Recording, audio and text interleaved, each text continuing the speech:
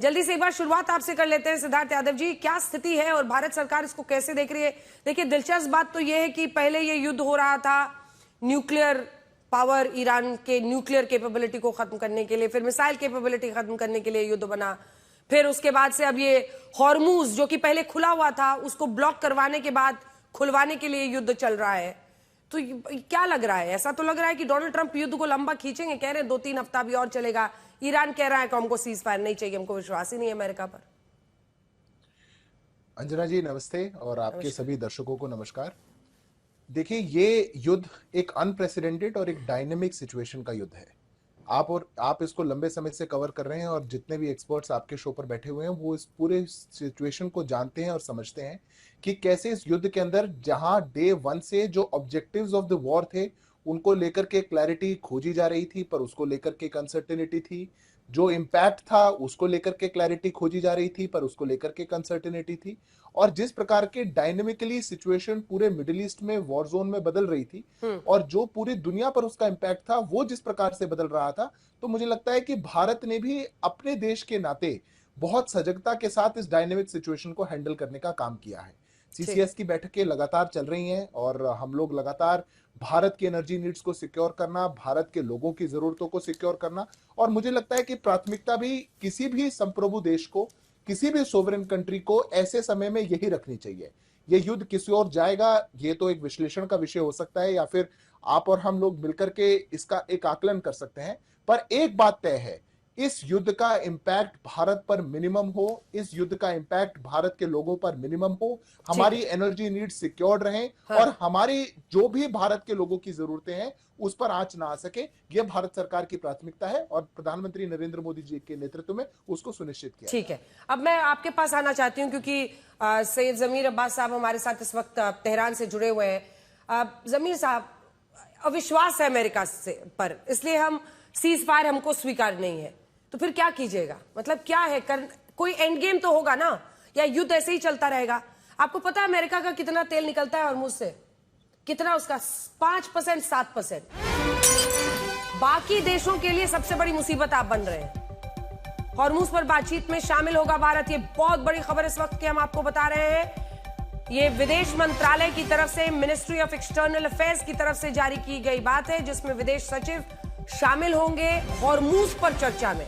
Britain का कई देशों को बातचीत का न्योता है, इसमें एमईए भी बातचीत करेगा, विदेश सचिव बैठक में शामिल होंगे। तो ये भारत के नजरिए से सही खबर है? यही मेरा सवाल भी है, और ये सवाल उससे और भी मजबूती होता है क्योंकि देखिए अमेरिका का 5-7% जाता है, आप किसको नुकसान पहुंचा रहे हैं? अगर ये युद्ध नहीं खत्म करेंगे, हॉर्मूज नहीं खोलेंगे, तो भारत और अनेकों ऐसे देश जिनका वहां से सामान जाता है उनको दिक्कत हो रही है। अमेरिका को क्या? अमेरिका के 10 अलग रास्ते हैं, 7% खाली यहां से गुजरता है उसका। बोलिए जमीर अब्बास जी, शुक्रिया, बहुत बहुत आदाब आपको अर्ज करते हैं, तमाम पैनलिस्ट को भी और तमाम व्यूवर्स को भी।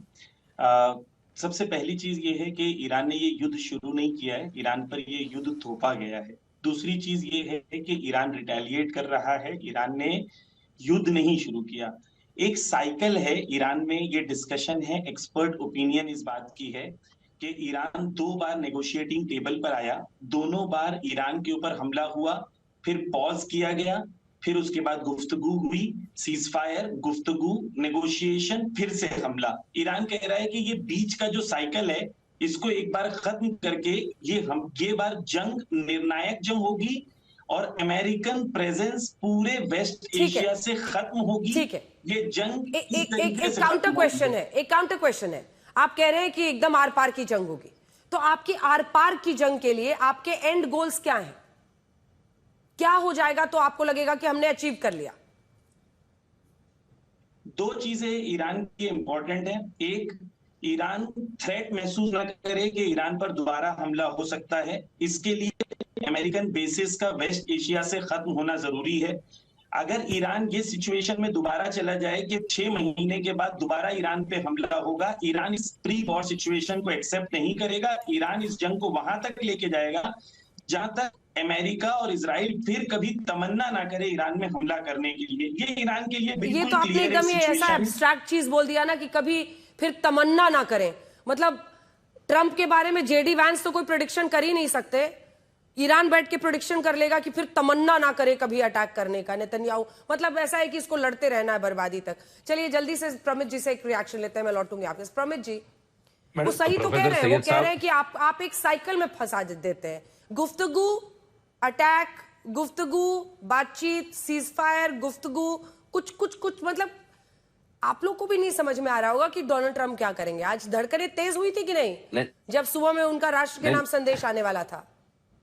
मैडम, जो अपेक्षित था, उन्होंने जो कहा कि de escalation process has started, उन्होंने फैक्ट्स प्रेजेंट किए कि 90% of their military establishment has been totally dismantled. उनकी जो न्यूक्लियर कैपेबिलिटीज को पूर्ण रूप से डिसमेंटल कर दिया गया है। ये टीवी पर आकर मुस्कुराकर बड़ी बातें करना कि नहीं ईरान अपने तर्ज पे करेगा, ईरान कभी झुकेगा नहीं, ईरान झुक नहीं रहा है, ईरान जीत रहा है, ये सब बेबुनियाद बात है मैडम। हकीकत, जमीनी हकीकत ये है कि उनके 150 से ज्यादा नेवल वेसल्स खत्म हो चुके हैं, उनकी नेवल पावर जीरो में तब्दील हो चुकी है, उनके 500 से ज्यादा एयरक्राफ्ट खत्म हो चुके हैं, उनकी एयर पावर ऑलमोस्ट खत्म हो चुकी है, उनकी न्यूक्लियर कैपेबिलिटीज 90% खत्म हो चुकी है।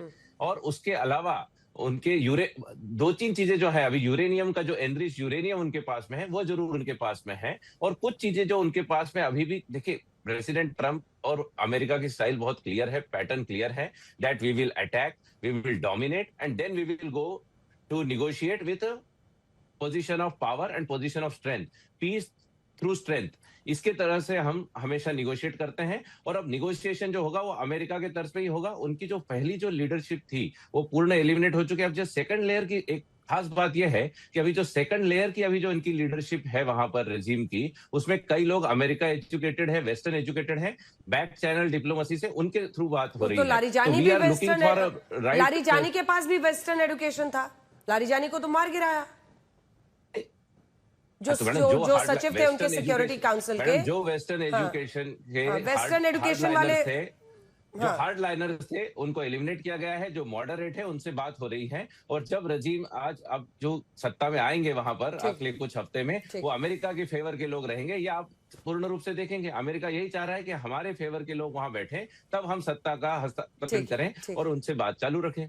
सैयद जमीर साहब, देखिए, वॉर के ऑब्जेक्टिव्स बिल्कुल क्लियर है कि होर्मुज का कंट्रोल किसके पास है, और अब्राहम लिंकन इस वक्त 1000 किलोमीटर दूर है। 1 महीना हो गया है, इनकी नेवी इतनी स्ट्रांग है, तो होर्मुज के नजदीक आई क्यों नहीं, ये एक सवाल है। जेरार्ड फोर्ड जो इनका था वो इन लोगों ने लाए थे, पहले ग्रीस ले गए, अब क्रोएशिया ले गए, और उनके खुद के ही सोल्जर्स ने उनकी वो लॉन्ड्री को जला दिया। नेवी में इन लोगों की ये हालत है। न्यूयॉर्क टाइम्स की जो रिपोर्ट है उसमें ये आया है कि इनके 13 मिलिट्री एयरबेसेस तबाह हो गए हैं, इनके सोल्जर्स होटल में ऑन द रन है, वर्किंग रिमोटली हैं। तो ये मैं नहीं कह रहा हूँ, वॉल स्ट्रीट जर्नल कह रहा है कि इन लोगों के जो मेन सोल्जर्स हैं वो इस वक्त ऑन द रन है। तो ये इनकी मिलिट्री और आप भी तो खुशफहमी ही पाल बैठ रहे हैं ना सैयद जमीर साहब, आप भी खुशफहमी ही पाल बैठ रहे हैं कि भैया अमेरिका जैसे पार को आपने ध्वस्त कर दिया है। ये भी तो ज्यादा ही हो गया, थोड़ा मतलब ठीक ठीक लगा लीजिए। आपको भी पता है कि ईरान की क्या स्थिति है, कितनी बॉम्बिंग्स हो रही है वहां पर। देखिए, ईरान ने जो लड़ाई की, एक खबर इस वक्त आ रही है, आपको टोक रही हूं, 70 लाख ईरानी अमेरिका से लड़ने को तैयार। ये देखिए, एक के बाद एक अब डोनाल्ड ट्रंप के उस बयान के बाद बहुत सारे रिएक्शंस आ रहे हैं। ईरानी संसद के स्पीकर बागेर कलिबाफ का ये बयान है जिसमें वो ये कह रहे हैं कि 70 लाख जो ईरानी हैं वो अमेरिका से लड़ने को इस वक्त तैयार है। तो जो चर्चा होती है कि कुल मिलाकर जो पूरी सेना है, उनकी जो सैनिक हैं वो 10 लाख के करीब है, वो कह रहे हैं 70 लाख लोग यहाँ पर तैयार हैं अमेरिका से लड़ने के लिए। वहीं हमने आपको बताया कैसे हॉर्मुज पर बातचीत के लिए MEA को इंग्लैंड से न्योते के बाद विदेश सचिव उस बैठक में शामिल होंगे। और तीसरी खबर इस वक्त की बड़ी यही है कि अगर आप देखें तो अब्बास अराक्ची जो विदेश मंत्री हैं ईरान के, वो सीधा कह रहे हैं कि हमें सीज फायर नहीं चाहिए, युद्ध विराम नहीं चाहिए, हमें अमेरिका पर भरोसा नहीं है। तो आपको भी तो सैयद जमीर साहब तो ठीक ठीक करके लगा लीजिए, आप तो ऐसा बात कर रहे हैं जैसे आपने अमेरिका को ध्वस्त ही कर दिया है। मैं अंजना जी आपको न्यूयॉर्क टाइम्स की रिपोर्ट बता रहा हूँ, CNN की रिपोर्ट बता रहा हूँ, वॉल स्ट्रीट जर्नल की रिपोर्ट बता रहा हूँ। मैं अपनी तरफ से तो बात नहीं कर रहा हूँ। अगर आप मुझे फैक्चुअली बताएं। नहीं, मैं भी फैक्चुअली बताती हूँ। क्या ईरान पर अब फूल बरसा रहा है इजराइल और अमेरिका? अरे भाई वही अटैक्स चल रहे हैं ना, अभी भी डेली अटैक्स हो रहे हैं ना, तो अभी निर्णायक जगह पर तो पहुंचा नहीं है। ये सच है, ये सच है कि हॉर्मूज तक अभी नहीं, प्रमित जी हॉर्मूज पे तो नहीं जा रहे आप। अब तो आप कह रहे हैं कि फ्रांस और जो बाकी देश है, जिनको नेटो देश है, जिनको तेल चाहिए, वो अपना छुड़ाओ। आपको तो पहले से पता था कि हॉर्मूज बंद कर सकता है, हॉर्मूज से आपका चूंकि ट्रांसपोर्ट कम होता है, इसलिए आप उसकी चिंता नहीं कर रहे। और अब आप भाई, अमेरिका ये छवि बनाता है ना कि हम दुनिया को सिक्योरिटी देते, तो काहे का सिक्योरिटी? पहले तो ये हॉर्मूज खुला हुआ था। एक मिनट, ये पहले की बात थी। इस रजीम ने बहुत क्लियर कर दिया है कि this time it is going to be America's first, America's interest first. America moral policing नहीं करेगा, अमेरिका पूरी दुनिया के बारे में बाद में सोचेगा। लेकिन हाँ, हमारे जो मित्र हैं, कितने कॉन्ट्रडिक्टरी स्टेटमेंट्स दे रहे हैं। नहीं प्रमित जी, प्लीज कर क्या रहे हैं? मतलब इतना कंफ्यूजन क्यों है? लगता है टॉप से वो कंफ्यूजन आप सब में पहुंच गया है। क्यों भाई, क्यों चाहिए किसी देश में अमेरिका का फेवरेबल लीडरशिप? क्यों चाहिए, क्यों चाहिए? क्योंकि मैडम आप क्यों तय करेंगे कि ईरान में कौन टॉप लीडरशिप में बैठेगा?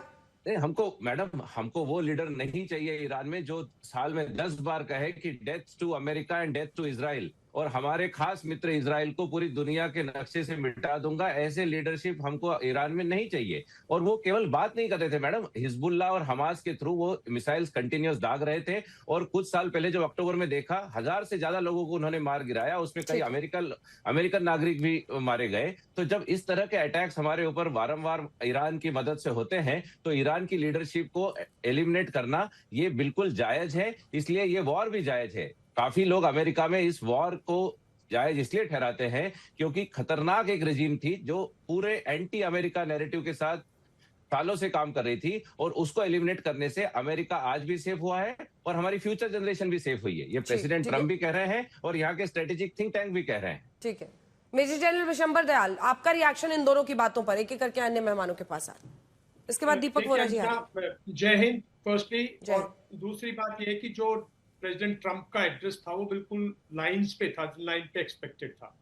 कहीं ना कहीं अमेरिका का जो नैरेटिव है, जो बबल है, वो बर्स्ट हो गया कि ये वॉर जो है, मॉरल वॉर जो अमेरिका लेके चल रहा था हाई ग्राउंड, वो बर्स्ट हो गया।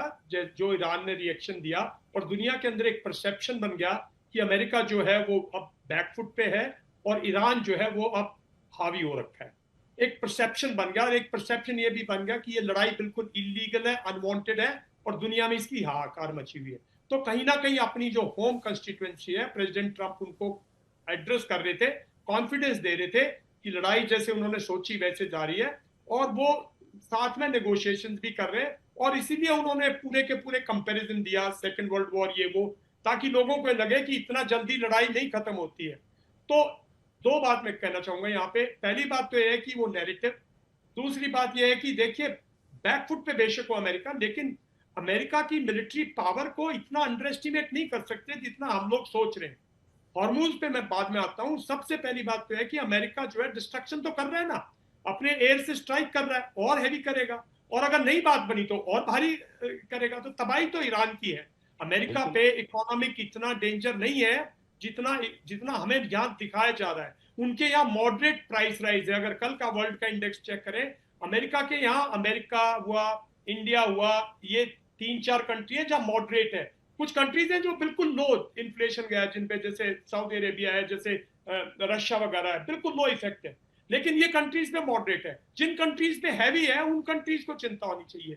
जहां तक हॉर्मूज की बात है, ये प्रेसिडेंट ट्रंप की सोची समझी चाल है ताकि दुनिया अमेरिका से गैस ले, अमेरिका से ऑयल ले और इस यहां से कम ले। और सबसे बड़ी डिचिंग तो उन्होंने अपने पार्टनर्स को की है, बाकी छोड़ो जिसको नहीं चाहिए, पर जो उनके बलबूते पे एक्सपोर्ट कर रहे हैं। कोई पूछे प्रेसिडेंट ट्रंप से, कुवैत कहां से भेजेगा भाई, सऊदी अरेबिया कहां से भेजेगा, यूएई कहां से भेजेगा? अगर हॉर्मूज ब्लॉक है तो वो भेजेंगे कहां से? उनकी शिप जाएगी। जवाब दीजिए प्रमित जी, इसका जवाब दीजिए। ये मतलब अरब देशों को तो आप सिक्योरिटी की गारंटी देते थे ना। एक लास्ट मैडम, जो ऑब्जेक्टिव है ना, दयाल साहब, वो अभी भी छुपे हुए हैं, उनको वो हासिल करेगा, इसका टाइम मांग रहा है। दयाल साहब, शॉर्ट टर्म में आपकी बात में मानने को तैयार हूं, लेकिन लॉन्ग टर्म की अगर देखें तो जिस दिन ईरान के पास हर दिन यही आप शॉर्ट टर्म लॉन्ग टर्म करते रहते हैं। मैडम देखना तो पड़ेगा ना, वास्तविकता देखना कैसे पड़ेगा सर? गैस की कीमत बढ़ेगी, लोगों के घरों तक प्रॉब्लम पहुंचेगी। मैडम सबसे इम्पोर्टेंट बात है कि जो, अरे दयाल साहब, दयाल साहब 2 मिनट हमको आप मेरी भी तो Listen, सुनिए listen to Dayal me for a साहब। second. जो मतलब रजीव आप अपने लोग, अमेरिका 25,000 चाहता है, लोगों को एक खुद मिनट, को एक मार मिनट, सकती अमेरिका हो चाहता है कि 7 अरब दिन वर्ल्ड में अगर अपनी जो सारे डिस्ट्रॉय कर ले। अमेरिका और इजराइल ये चाहते हैं कि अरब वर्ल्ड अपनी ऑयल रिसोर्सेज सारी नहीं नहीं नहीं नहीं नहीं destroy कर ले। अरे ये आज destroy कर आज ले, अमेरिका वो करेंगे ताकि आप बस सर सिर्फ पूरा अमेरिका- अरब वर्ल्ड ईरान से परेशान था। दयाल साहब पूरा अरब वर्ल्ड ईरान से परेशान था। अरब नहीं। वर्ल्ड नहीं चाहता था कि नहीं, ये एक ईरान के नैरेटिव है, पास में ये एक हो। नैरेटिव है, ये ये नैरेटिव नहीं है, सच्चाई है। ये आप ईरान के अल्बोर्ज इलाके में मिसाइल अटैक, ये खबर इस वक्त की हम आपको दिखा रहे हैं, तस्वीरें आई है। ये देखिए पुल टूटा हुआ दिखाई दे रहा है। प्रेस टीवी के हवाले से ये खबर है जिसमें उनका कहना है the US Israeli enemy targeted Iran's B1 bridge, a major engineering achievement and key infrastructure project in Alborz province.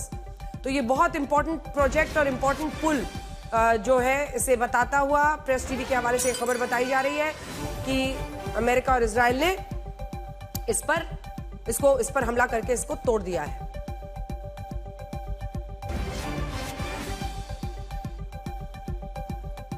वापस जल्दी से रुक करते हैं। प्रमित जी अपनी बात पूरी कीजिए, मुझे दीपक वोरा जी के पास जाना है। प्लीज अंडरस्टैंड, ये शॉर्ट टर्म लॉन्ग टर्म आप हर बार रोज जब आप हल्ला बोल में बैठते हैं, वैसे तो अब आप इंडिया में स्टार ही बन गए हैं, रोज आप टीवी पे दिख रहे हैं अमेरिका से बैठ के।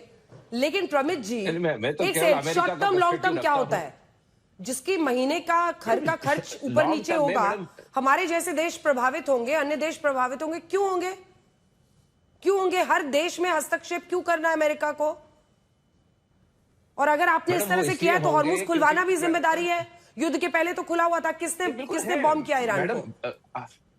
हॉर्मुज खुलवाना भी हमारी जिम्मेदारी है। तो काहे नहीं कर रहे हैं? वो तो कह रहे हैं कि डर रहा है अमेरिका आगे जाने में। नहीं, प्रेसिडेंट ट्रम्प ये कह रहे हैं कि जो हमारे दूसरे अलाइज हैं, नेटो के अलाइज हैं या नेटो के देश हैं, वो भी आगे आए ना भाई। आज सबको अपनी रिस्पॉन्सिबिलिटी लेनी पड़ेगी। हॉर्मुज को वेपन के रूप में ईरान ने यूज किया है, अमेरिका ने यूज नहीं किया है। Iran has weaponized Hormuz to threaten the world and blackmail the world. तो भाई जिसको सबसे ज्यादा इम्पैक्ट हो रहा है वो भी हमारे साथ में आए। ये केवल ठीक है दीपक वोरा जी, क्या इनकी बात में दम है?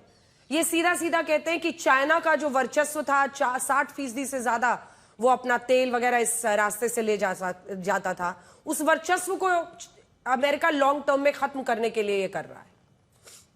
बहुत बहुत धन्यवाद बेटा, थैंक यू वेरी मच। जब आपके चैनल पर होता हूँ तो मुझे बहुत कुछ सीखने को मिलता है, इसीलिए चाणक्य ने कहा था अपने से ज्यादा बुद्धिमान लोगों के पास जाए, you learn something from there.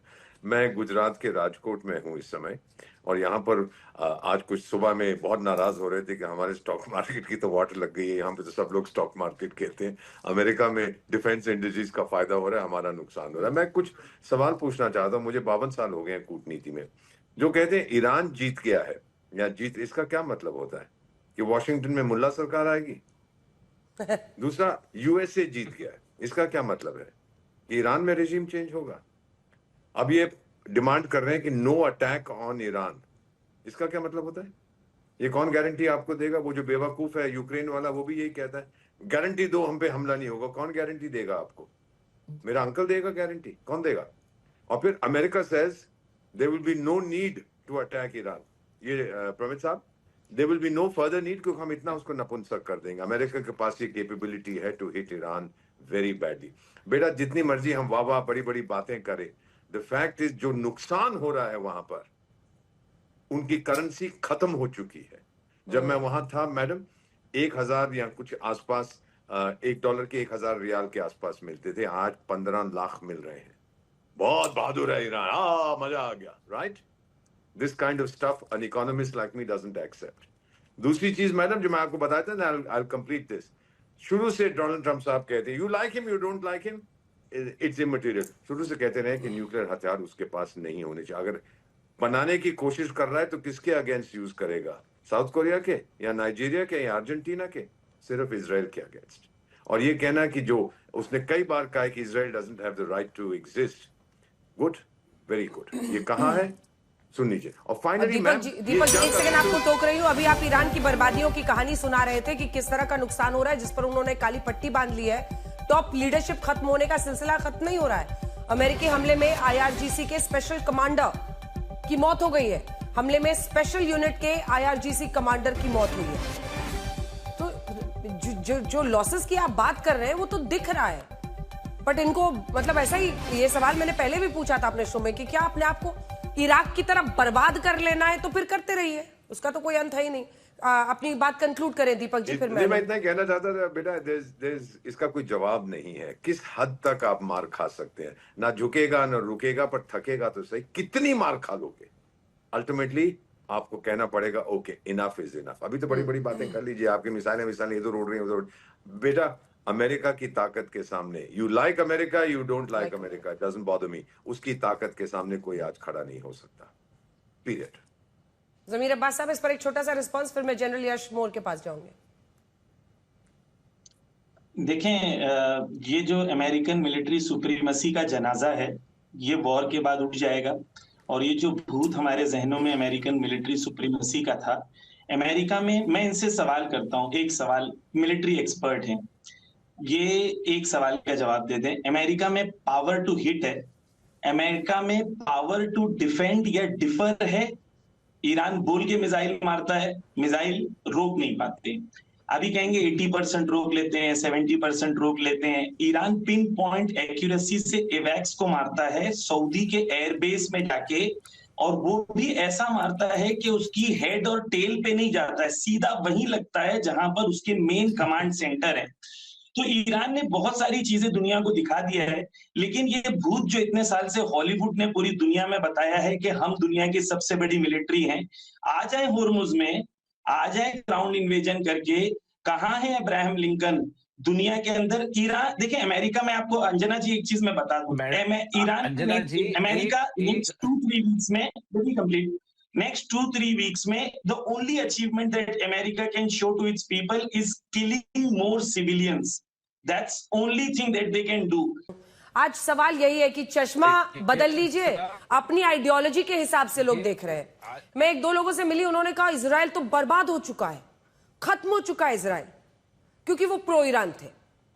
अब कुछ जो प्रो अमेरिका और इजराइल है, उनकी नजर में ईरान खत्म हो चुका है। तो ये तो अब नजरिया हो गया है, लेकिन किस तरह से ये आगे बढ़ते हुए आप देख रहे हैं? क्योंकि अगर दोनों ही तरफ से अकड़ इनकी ठनी हुई है, ईरान तो ऐसा है, मतलब ऐसा बर्बादी वाले मोड में अंदर घुस चुका है, अमेरिका का बहुत ज्यादा नुकसान हो नहीं रहा है, लेकिन अन्य देशों पर तो असर हो रहा है। ये किससे पूछा आपने? मेजर जनरल यश मोर से। अच्छा, थैंक यू, क्योंकि वो बात आपकी हमें सुनाई नहीं दी। सबसे पहले आपको, आपके दर्शकों को जय हिंद और राम राम। जय।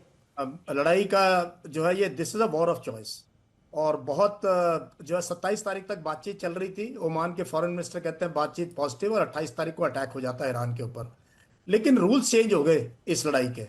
द वे ईरान हैज, हम भी बहुत फैन है अमेरिकन मिलिट्री के, मिलिट्री ऑफिसर रहे हैं, देखा है हमने एज यंग कैप्टन, जब इराक को इन्वेड किया था, फिर जब अफगानिस्तान घुसे थे लोग, पूरा नेटो इनके साथ था, और आईएसएफ को तो बहुत नजदीक से समझते थे हम कि किस प्रकार से अफगान, बट हर जगह this that only god we know is fire power, that doesn't work. अब दुनिया बहुत आगे निकल चुकी है, और इस तरीके की अगर आप आइडियोलॉजी लेके करेंगे कि भाई मुझे तुम पसंद नहीं हो और हम आपको बॉम्ब से गिराएंगे, अब फायर बैक शुरू हो गया। The way Iran has fought, Iran की जिस प्रकार से रणनीति रही है, उन्होंने हॉरिजॉन्टली थिएटर को एक्सपैंड कर दिया। अब स्टेट ऑफ हॉर्मुज खुला था 28 तारीख तक, अब क्यों खोलने की बात करो, वो तो खुला था, फिर बंद किसने किया?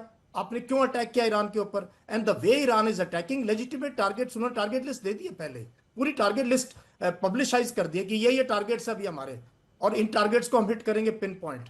सो ईरान ने इतने साल बिल्ड किया अपने आप को, और अभी तक ये ठीक है, आप पुल दिखा दोगे, पूरा वेस्टर्न नैरेटिव है, पूरा वेस्टर्न नैरेटिव, क्योंकि जो हमारे पास है, ट्विटर है, फेसबुक है, सारा का सारा, प्रेस टीवी तो ईरान का है, वेरी लिटिल, ईरान का प्रेस टीवी ने किया ना, very little we know from Iran. एक चीज तो क्लियर है, ठीक है, एयरफोर्स, उनकी एयरफोर्स का काम ड्रोन और मिसाइल कर रहे हैं, ठीक है, एयरफोर्स बर्बाद होगी, फ्लाई नहीं करेंगे aircraft, domination of the air is there with America, सारी दुनिया पे उनकी हाई सीज में डोमिनेशन है। American navy is the most powerful navy in the world on planet earth, but they can't enter strait of Hormuz, अंदर आ नहीं सकते उसको क्लीन करने के लिए। एम्फीबियस ऑपरेशन यूएस मरीन्स का, we all accept they are the best troops on the world, लेकिन कब आप उतरोगे ग्राउंड पर, तब क्या होगा आपका, वहां पर क्या हाल? आपने इतना मौका दे दिया, 1 महीना इनको तैयारी करने का। So it is a war which is without a political aim, without a military objective, a senseless war, war of choice, जिसको कि पूरी दुनिया सफर कर रही है। और मैं हैरान हूं, लोग अमेरिका की तारीफ कर रहे हैं और इजराइल की। कुछ तो सोच लो, भारत के गरीब लोगों पर क्या क्या असर है इस लड़ाई का। And why this war, why this war, why, क्या जरूरत थी इस वॉर की? इस टाइम पे क्या जरूरत थी जब बातचीत चल रही थी? अब कहते हैं बातचीत के लिए तैयार है। धीरज कौल साहब, आपका रिस्पॉन्स इस पे? नमस्कार। पहले तो दोनों जर्नल्स को सल्यूट एंड बातचीत वोरा जी को भी नमस्कार। और देखिए, आपके कुछ पैनलिस्ट ने बहुत इंपॉर्टेंट बातें की। मैं वॉल स्ट्रीट से कनेक्टेड हूं, तो मैं नंबर्स में बताऊंगा। पहले ये समझना कि इस वॉर का यूएस में कोई इफेक्ट नहीं, I think that is stupidity. हमारा मार्केट्स फ्यूचर, मैं आपको डाउ जोन्स देता हूं, 1.6% डाउन है, नैस्डैक 2% डाउन है और 1.4% S&P डाउन है। पहली बात तो ये समझ लीजिए कि इस वॉर का रोज का खर्चा 15 से 20 बिलियन विद बी है और 3 से 6 ट्रिलियन डॉलर मार्केट से ऑपरेट हो गए हैं। ये मार्केट कौन सी है? जहां पे अमेरिकन हार्ड वर्किंग लोगों का 401 के इन्वॉल्व है। तो कहीं ना कहीं ये समझना बेवकूफी होगी कि इस वॉर ने हर दुनिया के किचन को, हर एक आम आदमी को इफेक्ट किया है। उसका तेल हरमुज से आए या ना आए, it does not matter, inflation will hit it. मैं किसी से भी इस बारे में आर्ग्यू कर सकता हूं। I work in the Wall Street area, so this is, let's not fool ourself. Number 2, इस वॉर का सबसे ज्यादा इफेक्ट उन कंट्रीज पे हुआ है जिनकी डेवलपिंग नेशंस हैं और जो फॉसिल फ्यूल पे डिपेंडेंट है, जैसे कि भारत। तो डेफिनेटली जो आपने पॉइंट रेज किया वो बिल्कुल एक्यूरेट है। भारत जैसे देशों को बहुत नुकसान हो रहा है। और आप प्लीज इस बात को समझिए कि अमेरिका में बहुत बड़ी आबादी ऐसी है जो इस वॉर के बिल्कुल खिलाफ है। Yes, it is true. क्या हम आयतुल्ला फंडामेंटलिस्ट रिजीम को सपोर्ट करते हैं? Absolutely not. Does Israel has a right to exist? Absolutely yes, but that regime should be changed by their own people. मुझे ऐसा लगता है उस रिजीम को चेंज करना उनके खुद के लोगों का दायित्व है। देखिए, ट्रंप ने कुछ एजेंडाज रखे थे जो कि नॉन क्लियर हो चुके थे और अपने अपने स्पीच में क्लियर कर दिए कि न्यूक्लियर एनरिचमेंट की कैपेबिलिटीज ऑलमोस्ट हमने डिस्ट्रॉय कर दी है। ईरान की ability to effect damage to surroundings, जिसके अंदर उनकी एयरफोर्स, नेवी, उसको डिस्ट्रक्शन हुआ है, और मिसाइल्स और ड्रोन को। लेकिन उसका आंसर इमीडिएटली आपको दिख गया, एक मिसाइल उड़ के आया, इजराइल पे गिर भी गया इमीडिएटली आफ्टर द थिंग। इसके अलावा मैं ये बताना चाहूंगा कि कुछ और चीजें हैं, जैसे कि हीलियम। अगर आप हीलियम देखें तो वो बहुत स्कार्स हो चुकी है, और सेमीकंडक्टर इंडस्ट्री जो एनवीडिया है उसके अंदर भी बहुत गिराव देखा गया है। Urea, plastic, you pick anything, it has not been untouched. Number 3, oil prices हम लोग एक्सपेक्ट कर रहे हैं $120 मैडम तक चली जाएंगी विद इन अ वीक। और इसका क्या मतलब है? जब $60 की थी, जैसे ही $10 बढ़ता है, ग्लोबल जीडीपी 0.2 to 0.4 श्रिंक होती है। ग्लोबल जीडीपी डेवलपिंग कंट्रीज के ऊपर और भी बड़ा असर पड़ता है। लेकिन ये बात बिल्कुल सही है कि जिस दिशा में ये वॉर जा रही है, हमने कई टीवी चैनल्स पे मैंने पहले भी बोला है कि ये इसको और इंटेंसिफाई करेंगे ताकि सॉफ्टनिंग ऑफ टारगेट हो और टेबल पे ईरान आके बात करे। क्या ईरान की ऐसी रिजीम आ चुकी है? ठीक है, मैं इस पर लौटती हूँ, लेकिन आपकी दो बातों से मैं सहमत नहीं हूं। एक कंपैरेटिव तरीके से देखना होगा कि जिस तरह का इंपैक्ट अरब देशों पर सीधे अटैक से हो रहा है या इजराइल पर सीधे अटैक्स के जरिए हो रहा है। हम इस मैप को दिखाना चाहते हैं, इसको फुल स्क्रीन दिखाइए हमारे दर्शकों को, फुल स्क्रीन दिखाइए एक बार। इसमें हमने जो इंटेंसिटी ऑफ अटैक्स है वो आपके लिए निकाले हैं। ये जब आप देखेंगे तो इजराइल छोटा सा देश है, आप देख रहे हैं रेड डॉट्स कितने सारे, वो सारे अटैक्स हैं जो अलग अलग जगहों पर हुए हैं। यही ईरान में इतना बड़ा देश है, आप इंटेंसिटी ऑफ अटैक्स देखिए।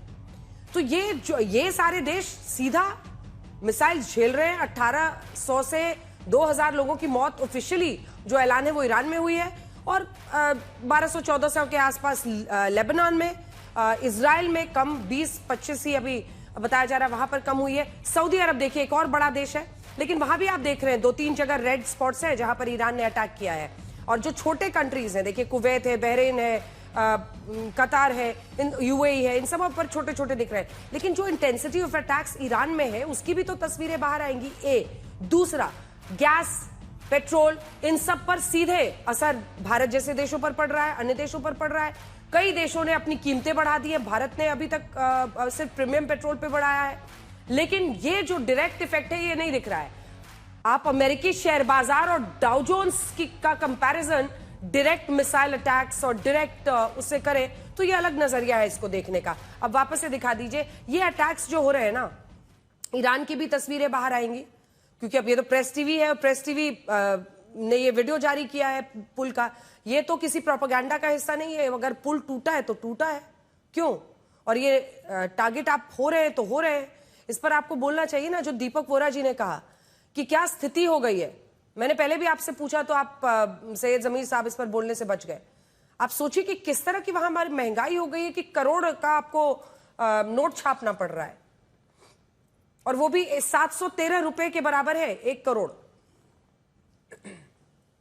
सैयद जमीर साहब, क्या मैं आंसर दे सकता हूँ? सैयद जमीर साहब, कैन आई रिप्लाई?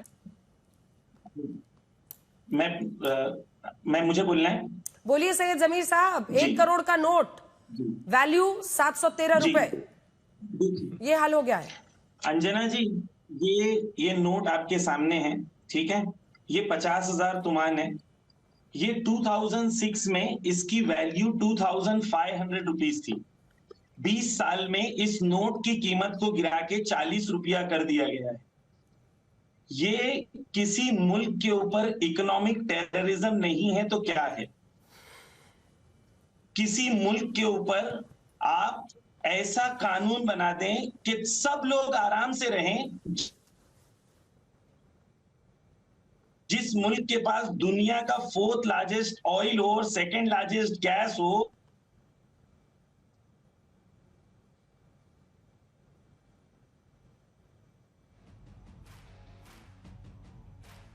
आपका नेटवर्क ही फ्रीज हो रहा है। उस मुल्क को इकोनॉमिक है, और फिर जो है कि भाई ये गिरा दिया गया, खुद से गिरा, ये खुद से गिरा है या गिराया न्यूक्लियर गया है? वेपन बनाने की सनक US क्यों है फिर? प्रेसिडेंट आईएए से सब कुछ छिपाने की सनक क्यों है? क्योंकि अमेरिका ने कह दिया डेथ टू अंजना ईरान, जी, या ये साफ कर देंगे, वो करेंगे, मतलब क्या है ये डेथ टू अमेरिका करना? ये सब ये क्यों करना है? ये बाकी के भी तो खाड़ी देश है ना। आप देखिए कि विश्व भर के जो सबसे रईस लोग हैं जाके वहां पर रहते हैं, उनकी ग्रोथ रेट आप देखिए, उनकी स्थिति देखिए, और ईरान की हालत देखिए। क्यों अपने आप को अंधकार की तरफ ले गया ईरान? मैं इसका जब असल जवाब सवाल दूं पे आए अंजना तो सिग्नल ही टूट रहा है इनका। जी, मेरी आवाज आ रही है? आ रही है, बोलिए। फ्रीज कर गया आपका वो, लेकिन आवाज आ रही है, बोले। जी, मैं ये कह रहा हूं अंजना जी, सबसे पहले तो ये है कि आप मुझे ये तमाम अरब देश जो हैं, इनकी एक टेक्नोलॉजी बता दें जो उन्होंने खुद से डेवलप की हो। बहुत डेवलप्ड है तो एक टेक्नोलॉजी बता दें जो खुद से। दुनिया में 6th tallest communication tower Tehran में, जो तेहरान ने खुद बनाया है। ईरान जो है दुनिया के जो एआई के कॉम्पिटिशंस होते हैं उसके अंदर टॉप 3 आता है। प्रमित जी, जो उनका IQ कहना है कि के- आपने सैंक्शंस लगा के उनका ये हाल कर दिया।